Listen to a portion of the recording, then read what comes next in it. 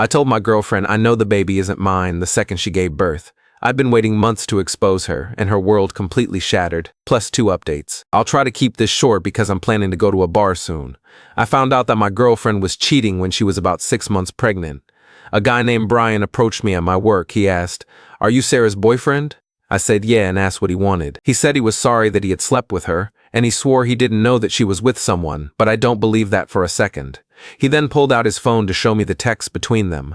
They had been sleeping together, or linking up, as they called it, for at least a year. Then she found out she was pregnant, and they came to an agreement to just pretend the baby was mine.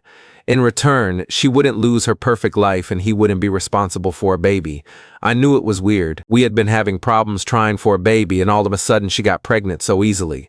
But Brian explained that he had been thinking about it, and he recently became a Christian. He said that he couldn't live his life knowing that I was living a lie while his child didn't know their real father. So yeah, I told him I'd keep in touch, and to not say anything just yet. I've had a lot of time to think, but ultimately I decided to wait until she gave birth, to hurt her in her most vulnerable moment. I'll spare the details, but she went into labor, the baby was born, and was taken to the neonatal intensive care unit to be monitored for a bit. What should have been a beautiful moment of me holding my baby was the most heartbreaking time of my life. Just knowing he was not mine hurt me. Once she was sewn up and comfortable, I started packing up my stuff to leave. She asked where I was going, and I just told her, "I know I'm not the baby's father. You can act all shocked, but I know. Just ask Brian to come. I'm positive he'll sign the birth certificate." Then I left. She's been calling my phone over and over, and even sending texts as I type this. She has even gotten her sister to call me a few times. It was hard pretending these last few months, but I think I'm satisfied. I feel really, really heartbroken though. I was planning to propose to her on the day our baby was born. I was gonna make her the happiest woman ever. Oh well, I'm gonna go get completely wasted now. I have a small update for you all. My head hurts, but I'm home and safe.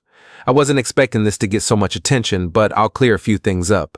Brian is going to be in the baby's life if it's his. I don't care what anyone says, I'm sure the kid isn't mine. I'll go get tested, but me and Brian have been in contact since last night, and there isn't a doubt in my mind. For those of you calling me a psychopath or whatever, I don't really care. You'll all forget about this post in a day anyway, while I'll have to live with this for the rest of my life. What I did wasn't amazing, but I don't care. All I ever did was treat her amazingly, and this is how she pays me back. You might be wondering how she reacted. Well, her eyes got really wide and she started to say, "Wait, wait," but I was already closing the door when she started talking more. In the texts and voicemails she's left me, she claims that Brian is lying and that she'll explain everything if I just pick up the phone. I mean, I have a copy of their text messages and even a sex tape as further proof, so I'm very tempted to send them to her, but I really don't want to give her any attention right now. Some people asked if anyone else was there. Yes, nurses were in the room, but I didn't give a damn if they heard. This was after they took the baby to the NICU. The only reason he even went was because my ex had a pretty bad fever before she gave birth, so they were wanting to monitor him. She has her own insurance. Obviously, if she had complications, I wouldn't have done it right then, but she didn't. The baby is fine, she's fine, so I broke the news and left. Update: hi everyone. I would have updated sooner, but it takes a bit to get test results back. I've also been working on myself in the meantime.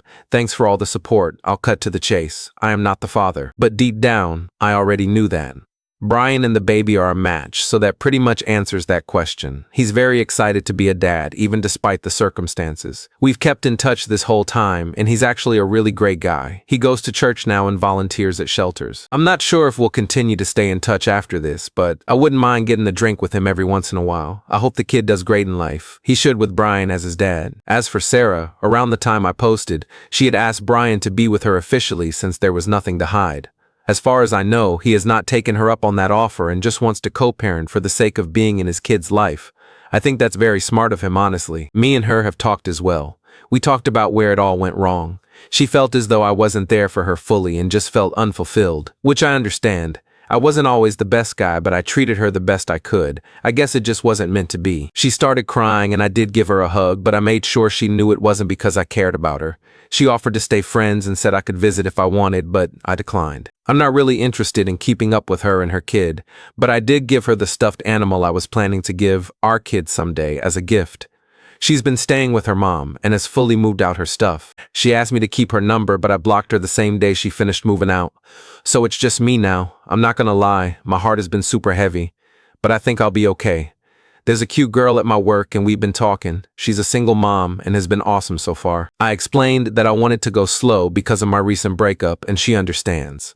We've hooked up once or twice, but nothing serious yet. I just want to be by myself for now, but I'll likely give her a shot when I'm ready. That's it for now. I'm depressed, but I'm working out now at least. I never want to talk to Sarah and will likely never see her again. It sucks because she was such a big part of my life, but that's gone now.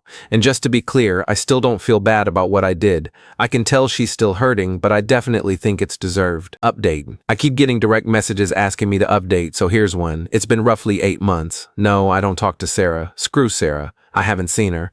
Last I heard, she moved 3 hours away with her mom to be closer to some family. I used to see her around town a lot, so I'm beyond grateful she's gone. She would attempt to have conversations with me sometimes in the first month after she gave birth, but that soon stopped. As for Brian, we text occasionally. And we did go out for that beer. He overall seems happy to be a father, but we don't talk about Sarah. I don't keep up much with him anyways. We're both hardworking men with jobs, kids, and lives to live, so it's kinda hard to keep up. I don't think they're together at all, but who knows? Speaking of kids, the woman who was a single mom that I started seeing, we're still together. Her kid is awesome, and I love being her stepdad, to be honest. So a big middle finger to those who told me to stop talking to her or that it wasn't going to work. It may seem like we moved fast, but at this point, I don't care. I've never loved anyone more. We communicate properly, hardly fight, and just have so much fun. I was initially going to cut all contact with her after I fell into a bad drinking habit, but she really kept me grounded. I didn't meet my stepdaughter for a while, but when I did, I knew I couldn't leave. Being a part of this little family has healed me in ways I literally can't fathom. And before anyone says I just used them to deal with the trauma of not having my own kid, that couldn't be farther from the truth. I'm in therapy, I got my life together, and most days I don't even think about my ex. Heck, I even forgot about this account. Words cannot describe how much my life has picked up. Thank you, Reddit strangers, for being there in the darkest time of my life. It honestly helped. I'm hoping to propose to my girlfriend sometime in the future. That's it. Bye.